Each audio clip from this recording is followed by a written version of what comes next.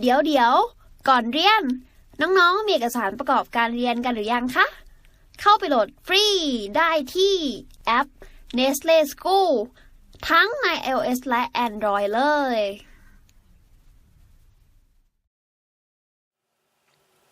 โจทย์ข้อต่อมาเป็นข้อที่ 43 วงจร LC ขนานกันดังรูปมีความถี่ resonance f0 ถ้าเพิ่ม L ขึ้นเป็น4เท่าและเพิ่ม C ขึ้นเป็น9เท่าของเดิมความถี่ resonance ใหม่จะเป็นเท่าใดแล้วก็มีช้อยเป็น1/6 f0 2/3 3/2 แล้วก็6เท่าของ f0 ข้อนี้เขาให้รูปวงจรมาเป็นวงจรอนุกรมรูปนี้ R กับ C ก็คือเป็นวงจรอย่างง่ายเลยใช่ปะ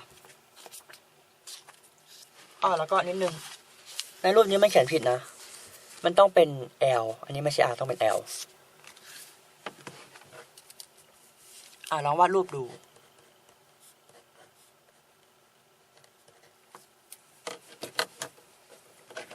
เขาบอกว่าวงจร L กับ C ขนานกันดังรูปมีความถี่ resonance f0 ทีนี้เรามาดูนิยามของคำว่าความถี่ resonance ก่อน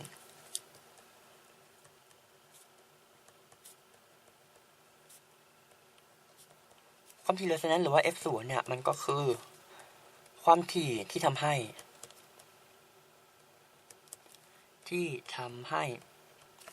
xl กับ xc มีค่าเท่ากัน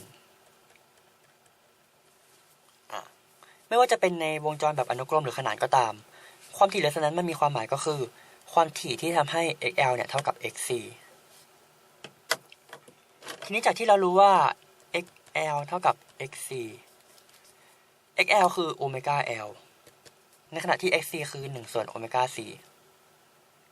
ถ้าระยะโอเมก้ามันจะเป็นโอเมก้ากำลัง2เท่ากับ1ส่วน lc หรือโอเมก้าเดียวเท่ากับรูท1ส่วน lc เขียนนี้ก็จะได้ดูง่ายหน่อยรูท1ส่วนรูท lc โอเคทีนี้โอเมก้าเนี่ยมันคือ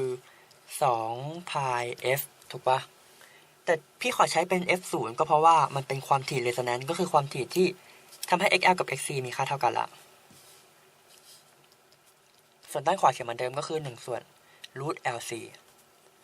ระยะข้างเป็น f0 เท่ากับ1ส่วน2 pi root lc เราได้ค่านิยามของความถี่ resonance แล้วว่าเท่ากับ1ส่วน2 pi root lc ประโยคสัญลักษณ์หรือว่าสมการนี้เนี่ยเราควรจำนะเพราะว่าถึงเราจะพิสูจน์ได้ก็ตามเพราะว่ามันจะทำให้เราช่วยประหยัดเวลาได้มากขึ้นใช่ไหมเพราะว่าถ้าเกิดเจอความถี่ resonance ในโจทย์ปุ๊บเราสามารถใช้สูตรนี้ได้เลย f เท่ากับ1ส่วน2 pi root lc ทีนี้กลับมาดูโจทย์ใหม่เขาบอกว่าถ้า L เพิ่มขึ้นเป็น4เท่าแล้วก็ C เพิ่มขึ้นเป็น9เท่า L เพิ่ม4เท่าจาก L เป็น 4L แล้วก็ C เพิ่มขึ้น9เท่าก็คือ C เป็น 9C ความถี่ resonance ใหม่จะเป็นเท่าใดถามหาความถี่ resonance อันใหม่ทีนี้สังเกตดูสมการนี้ f0 เท่ากับ1ส่วน2 pi root lc ทั้งจะเห็นว่า2 pi เนี่ยมันเป็นค่าคงตัวใช่ไหมในขณะที่ l กับ c จะไปมีผลต่อค่าความถี่พี่ขอเปลี่ยนจาก f0 เป็น f1 กับ f2 ตอนแรกเป็น f1 ก็ตอนหลังเป็น f2 เพื่อความง่ายเพื่อความง่ายสมมติว่าตอนแรกมีความถี่เป็น f1 ตอนหลังมีความถี่เป็น f2 เราจะมาดูว่า f2 เนี่ยมีค่าเป็นกี่เท่าของ f1 แล้วก็จะรู้ใช่ไหมว่ามันเปลี่ยนแปลงไปกี่เท่าถ้าเราตั้งสมการเป็น f2 ส่วน f1 เราจะได้ root l1 c1 หาร l2 c2 ประโยคนี้มาจากไหนประโยคนี้มันมาจากที่ว่า f มันแปรผกผันกับ1ส่วนแปรผกผันกับ root lc ใช่ปะซึ่งถ้าเกิด f2 อยู่บน l2 กับ c2 ต้องอยู่ล่างหรือ f1 อยู่ล่าง l1 c1 ก็ต้องอยู่บน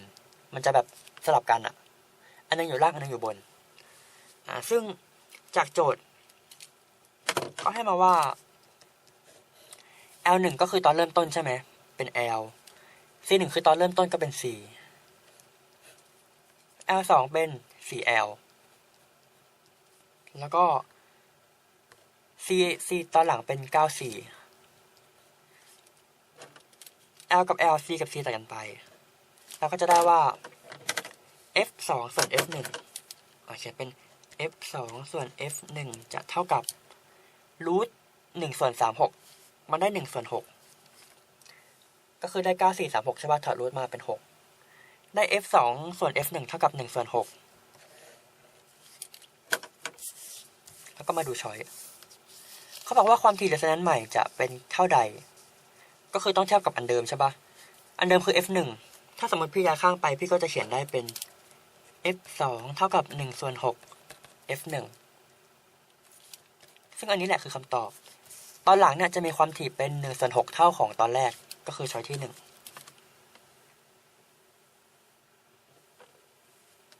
ข้ออันนี้ก็ไม่ถือว่ายากนะเป็นการเปรียบเทียบแล้วก็นิยามของคำว่า resonance ไว้มันจะสรุปอีกรอบหนึ่งสรุปข้อนี้เลยก็คือความถี่ resonance ก็คือความถี่ที่ทำให้ xl กับ xc มีค่าเท่ากันจะตั้งสมการ xl เท่ากับ xc แทน xl เป็นโอเมก้า l แล้วก็แทน xc เป็น1ส่วนโอเมก้า c ย้ายข้างมาแทนโอเมก้าเป็น2 pi f ได้ความถี่ resonance เท่ากับ1ส่วน2 pi root lc ซึ่งจะเห็นว่า l กับ c เนี่ยมันแปรผกผันกับ f0 แล้วก็อย่าลืมใส่รูทด้วยเปรียบเทียบระหว่าง f2 กับ f1 ก็คือเอาเป็นรูท l1c1 ส่วน l2c2 มันสลับกันระหว่างบนล่างเพราะว่ามันแปรผกผันของกันและกันแทนค่าลงไปจากตอนแรก l เป็น 4l c เป็น 9c สุดท้ายลักที่เลขออกมาจะได้เป็นความถี่ตอนหลังเนี่ยมีค่าเป็น1ส่วน6เท่าของความถี่ตอนแรกก็จะได้ตรงกับช้อยที่1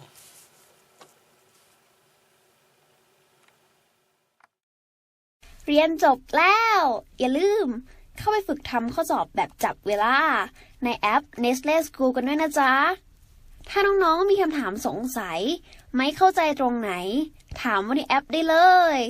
แล้วพี่ๆจะรีบเข้าไปตอบให้นะคะ